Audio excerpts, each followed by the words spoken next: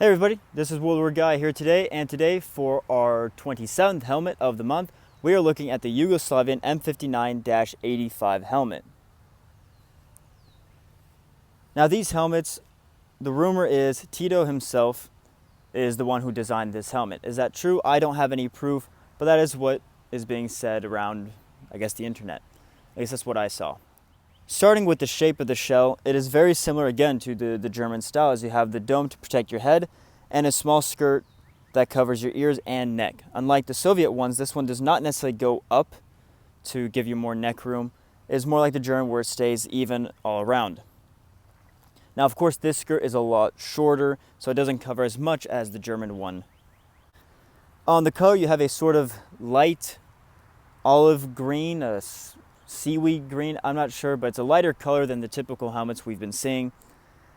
And you can see with the three helmets, they are all in the same range. Now, as you may have noticed, there's three helmets with three different decals or stickers on the front. The one with the red star right here, that is the one that would have been used when Yugoslavia was still united before the whole Soviet collapse in the early 90s. They would have the red star on them for Yugoslavia. Now, during the Yugoslav wars, when they were splitting up, a lot of the different, I guess you can say, factions or the different countries, states, they used these helmets because they had plenty of them around the country, and a steel helmet is better than no helmet. But they didn't want to identify with the old Yugoslavian or certain people group, so they put their stickers. First one we can see here is the Serbian sticker. You can see it has a double-headed eagle with crossed swords on the bottom with, I believe, the Serbian flag there. And then here we have the Yugoslavian army. So this is during the Yugoslav wars. You had the Serbians, the Croats, the Bosnians, the Slovenians, etc. But then you still had those fighting with the Yugoslavian army that was trying to... The way I understand it, I know someone's going to correct me because I get it wrong every time, but the way I understand it is the Yugoslav army was basically old Yugoslavia trying to keep order, trying to keep Yugoslavia as one still instead of splitting up. And of course the fourth helmet, which I still don't have, is this helmet but without any markings. No red star, no sticker, etc. Now I'm just going to show one helmet because they're all the exact same, but the inside of the helmet, it is a US style liner.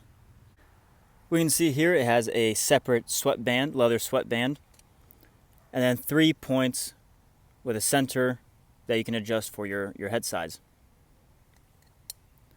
The chin strap's actually pretty interesting. It's a cotton canvas type chin strap, but you can actually adjust it on both sides.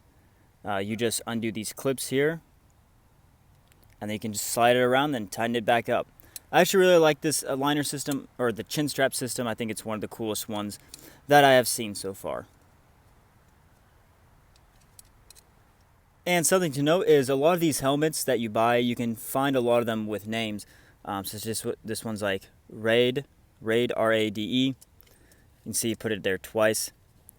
So I've seen a lot of helmets at military surplus stores, online, eBay, whatever. There's a great chance that you can find one with a name in it.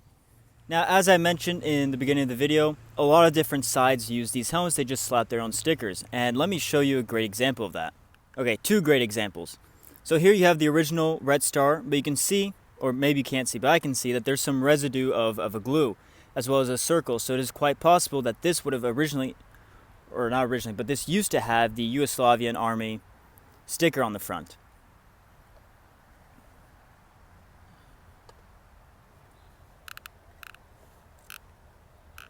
This Serbian helmet, if you peel it back, and don't worry, it was already like this when I bought it, you can see remnants of a Yugoslavian army sticker on the back.